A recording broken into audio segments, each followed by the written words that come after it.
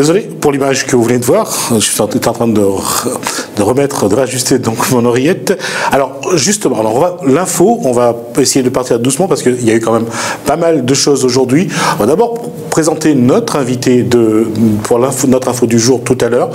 Alors, on va essayer de ne pas se tromper. Vous êtes monsieur Hamada Madi, donc vous êtes directeur de cabinet du président de l'Union des Comores. Et chargé de la Défense. Et chargé de la Défense. Donc je fais office également de ministre de la Défense. D'accord. On dit aussi que vous êtes secrétaire d'État, c'est ça? C'est ça avoir la même chose? Non, c'est pas la même chose. Alors, quand on nous envoie les communiqués, donc j'éviterai de dire secrétaire d'État. Donc, monsieur est là pour parler d'une décision qui a été prise hier par le CIJ, la Commission internationale des Jeux, qui organise donc les Jeux des îles de l'océan Indien. Au moment de la clôture des Jeux, le drapeau a été remis à un représentant des Comores, c'est ça? Et c'était moi. Et c'était vous qui avez reçu. Et hier, donc, le CIJ a pris la décision d'attribuer l'organisation des Jeux des îles de l'océan Indien dans 3 ans à l'île Maurice. C'est pour ça que monsieur est là, on va en parler. Il va nous accompagner tout au long de cette émission, de cette deuxième partie de l'émission. Et on parlera aussi un petit peu des Comoriens de la Réunion avec vous pendant ce journal. En deuxième partie, on parlera donc des Jeux des îles. D'accord? D'accord. On va partir tout de suite sur quelque chose. C'est l'événement ce week-end à La Réunion, un événement sportif et en même temps environnemental, le Grand Raid. Désolé, vous n'y échapperez pas. Et comme j'ai dit tout à l'heure, toute la Réunion se mobilise, toute la Réunion en parle. C'est peut-être l'overdose pour certains.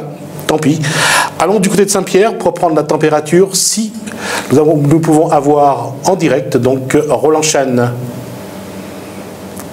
Est-ce que c'est toujours pas prêt. Donc on va revenir là-dessus. Juste un mot, monsieur Amada, est-ce que les Comores s'intéressent au Grand Raid? Bien sûr, bien évidemment. Déjà, tout ce qui est vous avez parlé de l'overdose. Moi, je dirais plutôt de la mode. La mode du Grand Raid. Ouais, nous, c'est toute l'année le Grand Raid. Quand on est maman, le Grand Raid, c'est 7 jours sur 7, 24 heures sur 24. Donc on en parle juste maintenant, mon main. Je sors du sujet. Complètement, oui. On sort du sujet.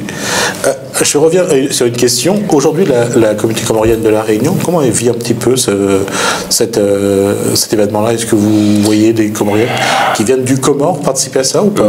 Non, vous savez, dans la région, vous savez, nous avons un espace indo-océanique où les peuples s'entremêlent. Mais nécessairement, à La Réunion, nous avons la plus forte communauté franco-comorienne. Donc, c'est une communauté qui est bien intégrée, qui se sent particulièrement réunionnaise, mais bien évidemment qui pense à ses racines. Elle est déçue. Elle est déçue parce que lorsqu'on nous a remis ce jeu-là, elle était là, elle nous a accompagnés, et bien évidemment c'est la ferveur, vous savez, les jeux, d'autant que notre pays vient de passer un cap pour la Coupe du Monde en football, et que donc nous allons, il y a eu cette grande surprise sportive, donc les Comoriens ils ont un engouement vers des jeux. Donc ces jeux des îles de l'océan Indien, pour la première fois d'ailleurs, tous les pays presque en ont organisé 1, 2, 3 fois. Nous, ça devrait être la 3e fois. Donc elle est déçue. Elle est déçue et on leur doit évidemment des explications. Et lorsqu'on voit que vous êtes venu justement pour parler de ça et finalement que vous... Déjà, la question de mes consciences, c'est que vous vous êtes senti humilié, c'était le mot? Tout à fait, en effet, parce que déjà, selon les procédures, le drapeau nous a été remis, le comité a remis ça au chef de l'État, le président de la République en a informé la nation est en train de se mobiliser. Vous savez, dans un État, c'est quoi ce qui va se passer après? Là, les députés sont en train d'adopter le projet de loi de finances de l'année prochaine et pour la première fois, un chapitre spécial jeu a été intégré. Nous avons des relations bilatérales avec des États. Nous avons commencé à discuter avec des États avec lesquels nous avons d'excellentes relations pour nous appuyer dans l'organisation de ces Jeux. Nous arrivons juste pour confirmer ce que nous faisons. Non seulement ils ont pris la décision, mais ils savaient que j'allais venir. Ils ont pris la décision avant que j'arrive. Parce qu'une décision si grave, je dis bien si grave, puisque au-delà des Jeux, c'est quand même des États. Donc, on va y revenir, mais tout de suite, on va rejoindre Roland Chan. C'est dans La Réunion, comment il est.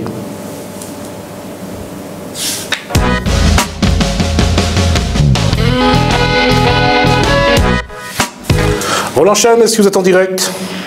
Oui. Bonsoir. Oui, je vous entends. Bonsoir, oui. Est-ce qu'il y a beaucoup de monde sur le parvis de la mairie de Saint-Pierre? Oui, mais là, je viens de quitter personnellement, et ça s'est vidé bien sûr, parce que bon, c'est tous les 200 et remis le précieux césium à tous les concurrents. Ils sont plus de 6 000 6 000 sur 3 courses.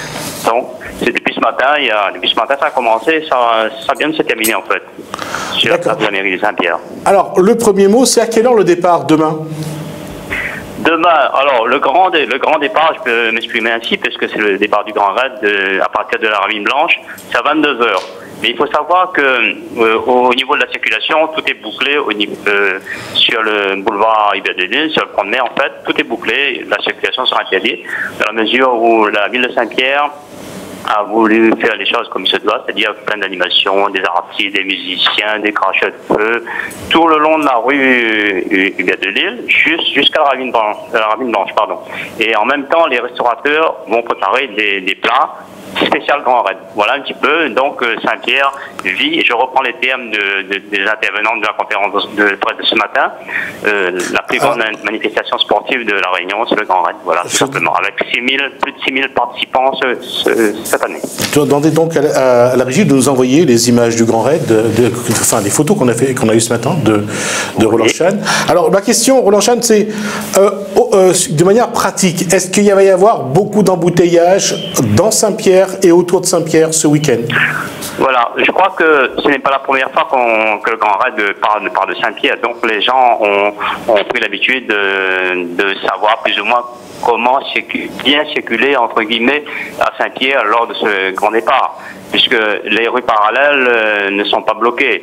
C'est la rue Hubert de Lille, c'est le pont de mer qui est bloqué, donc les gens savent. Et à ce moment-là, je crois qu'on peut dire qu'il y a à peu près entre 20 et 25 000 personnes chaque année qui viennent applaudir nos grands raideurs sur ce circuit qui va devenir mythique au fil des ans, je pense. Je donnerai des chiffres pour avoir une idée de cette manifestation.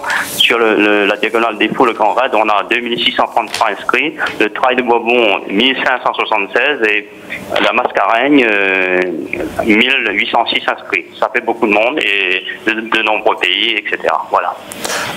Je reviens. Donc pour rentrer sur Saint-Pierre, il vaut mieux passer par le boulevard Banque ce week-end? Oui. Arriver... Là, je vous entends très mal, mais je crois avoir compris la question. Pour entrer de Saint-Pierre par le tampon, c'est relativement facile. On va jusqu'à la rue des Bons Enfants. Il faut se garer à ce niveau-là. Et quand on arrive du côté de la route des Tamarins, il vaudrait mieux éviter de se diriger vers la Ravine Blanche et longer l'ancienne route nationale, c'est-à-dire l'ancien rond-point Cati, là, et aller vers le centre-ville. Dans le centre-ville, donc, éviter en tout cas le front de mer. Comment? Éviter le front de mer aussi. Le temps de... Éviter le front de mer de Saint-Pierre. J'entends très mal, excusez-moi, hein, mais là j'entends plus très bien, la communication passe très mal. D'accord, bah écoutez, je vous remercie pour cette information, merci pour cette intervention, et puis que vous soyez dans la course ou dans le service assistance technique, bon week-end Roland Chan, merci. Merci beaucoup. On va parler d'un autre challenge, il y a eu un séminaire de chefs d'entreprise aujourd'hui, de femmes chefs d'entreprise aujourd'hui, on aurait dû recevoir l'une d'entre elles pour en parler. Malheureusement, le séminaire n'est toujours pas terminé, donc nous allons juste écouter une femme qui a, dans le cadre d'une reprise, d'une transmission d'une entreprise, qui a repris donc une entreprise, qui va nous parler un petit peu de tout ce qu'une femme peut faire, pas de la façon, Jessica nous l'a dit tout à l'heure, que c'est 7 jours sur 7, mais une femme chef d'entreprise, c'est quand même quelque chose. Elle va nous expliquer un petit peu comment elle a vécu cette expérience, comment elle le vit déjà. Femme chef d'entreprise, c'est un vrai défi. Que l'on crée une entreprise ou l'on reprend une entreprise. Anne Havé, chef d'entreprise, nous parle de son expérience. C'est dans Causement Réunionnais.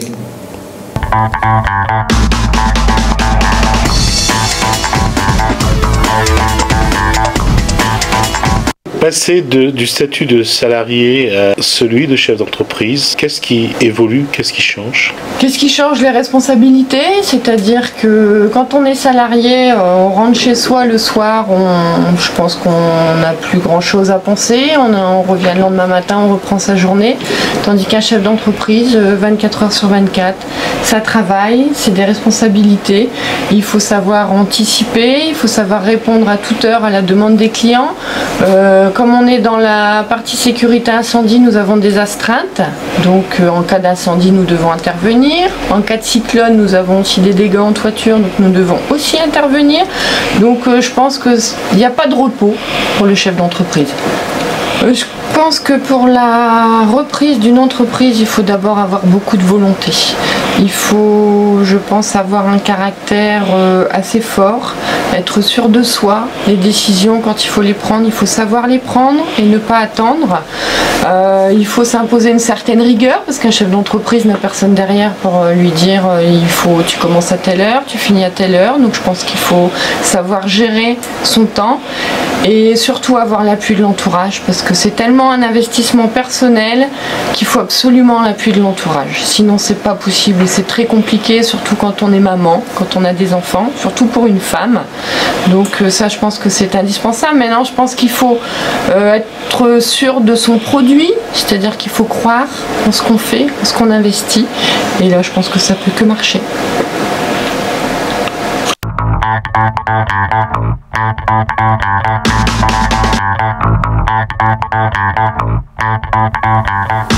Nous parlions du Grand Raid tout à l'heure. Il y aura également cette semaine à Bois-Panon un marché bio. C'est une des informations qu'on aura à diffuser donc tout au long de cette semaine qui reste. Mais pour savoir ce qui se passe dans les autres communes, c'est dans Kosaïdi, dans notre commune.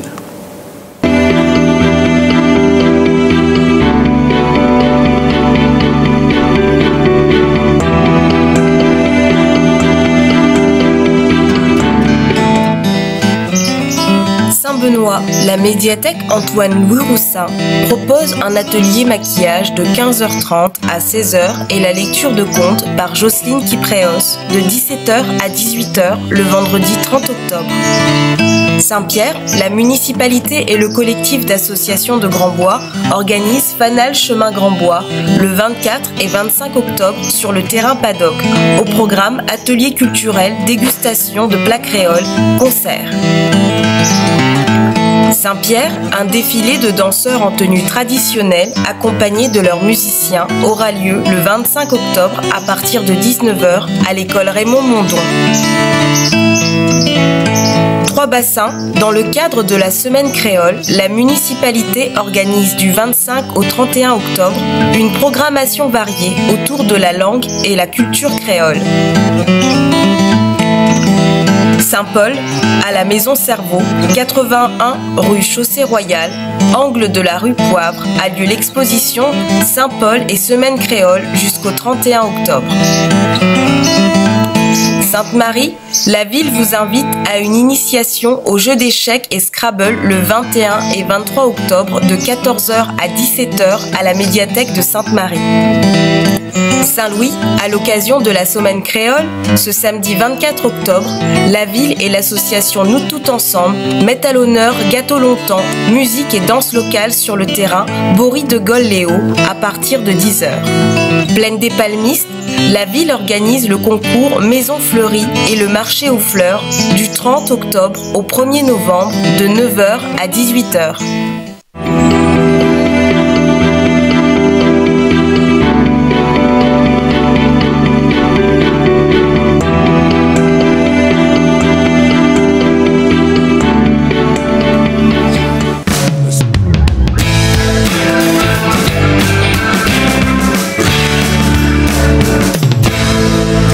Et la politique ne font pas bon ménage, surtout aux Jeux des îles de l'océan Indien.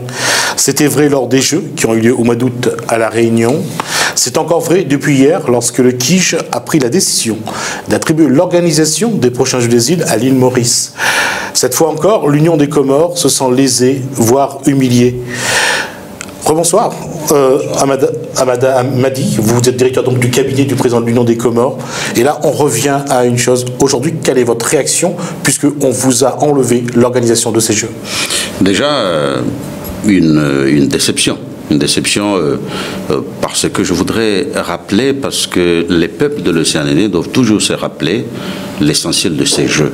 Parce qu'en regardant les télés, on se rend compte qu'il y a beaucoup de jeux dans le monde. Donc pourquoi pas, on peut participer à n'importe quel jeu. Mais les nôtres, dans l'océan Indien, le principe, c'est instaurer l'amitié et la compréhension mutuelle entre les peuples des îles de l'océan Indien. Confirmer la solidarité. Et donc, ces deux principes, la solidarité et la compréhension, ne peuvent pas faire en sorte qu'aujourd'hui on puisse humilier un peuple dans cela. La décision a été prise parce que la charte veut que, à la fin, avant la clôture avant la cérémonie de clôture des Jeux en cours, que les Jeux soient attribués. C'est ce qui a été fait ici à La Réunion, et donc les Jeux nous ont été attribués. À partir de là, bien évidemment, c'est en 2019, donc nous avons un temps pendant lequel tout État responsable qui a l'obligation, en tout cas qui a demandé à organiser le jeu, il doit se préparer. Il se peut qu'avant d'arriver au jour où les Jeux doivent s'organiser, qu'un pays, enfin qu'il y ait des défaillances constatées ou je ne sais pas, ou présentées. Mais ce qui suppose que ça devient donc une décision grave que les États doivent prendre. J'imagine que ce jour-là, tous les États auraient dû être conviés et le problème ne veut pas rester seulement dans un problème des techniciens. Parce que les techniciens, ils n'ont pas en tête la géopolitique de la région. Ils ne savent pas la profondeur des relations entre nos États, c'est-à-dire entre l'Union des Comores et la République de Maurice, entre l'Union des Comores et la République française à travers le département de la Réunion, entre l'Union des Comores et Madagascar et Seychelles et Maldives.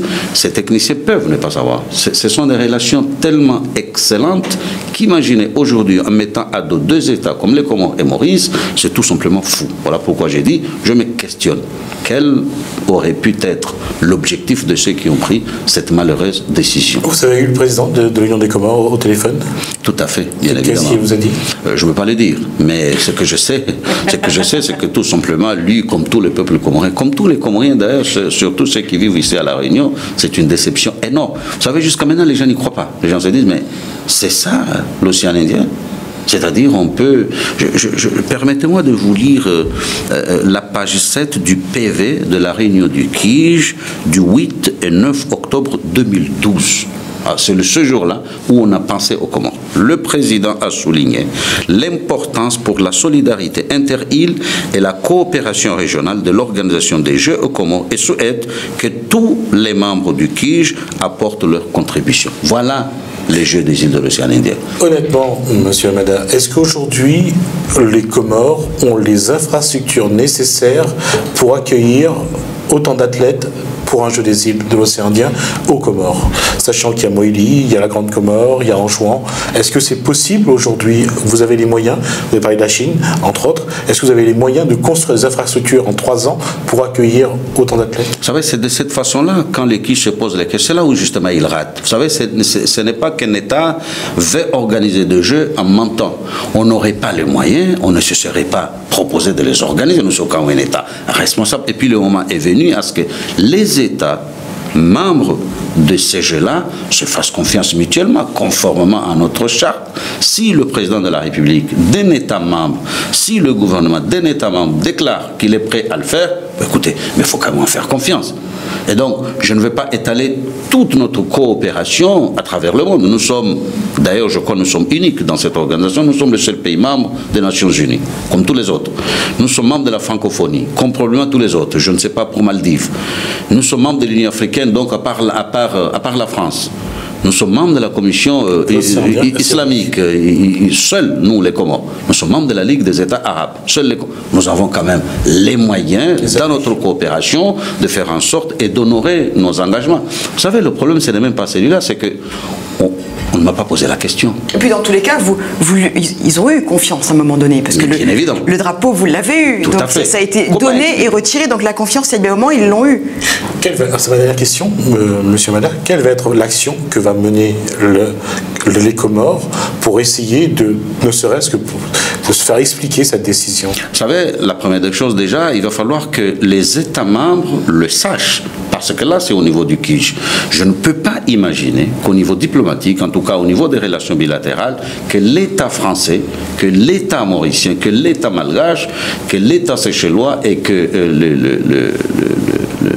les autres, je ne peux pas imaginer, les Maldives, je ne peux pas imaginer que ces autorités-là ont su cette décision ou pouvaient approuver cette décision. Je ne crois pas. parce que ça serait en dehors, justement, de la charte qui régit les Jeux. Donc, nous allons faire en sorte que ces États-là le sachent, et nous redemandons toujours une fois, et nous croyons toujours que nous allons organiser le Jeu 2019.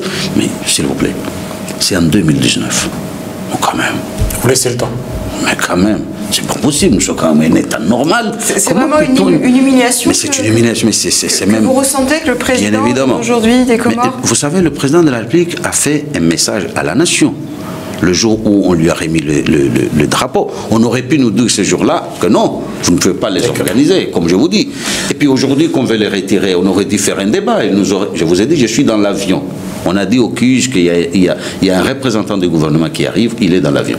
Ils disent aujourd'hui, on a pris la décision, les Comores n'étaient pas là. Ben, on était dans l'avion. Je suis arrivé 2 heures après qu'ils aient pris la décision. Je crois que les États des Jeux des îles doivent changer cette décision, absolument. D'accord. En tout cas, M. Hamada, on suivra cette actualité également avec vous. Merci d'avoir répondu à notre invitation, d'avoir accepté. On va continuer cette émission. On va passer une page de pub. Juste après, on retrouvera Yves Montrouge et son invité.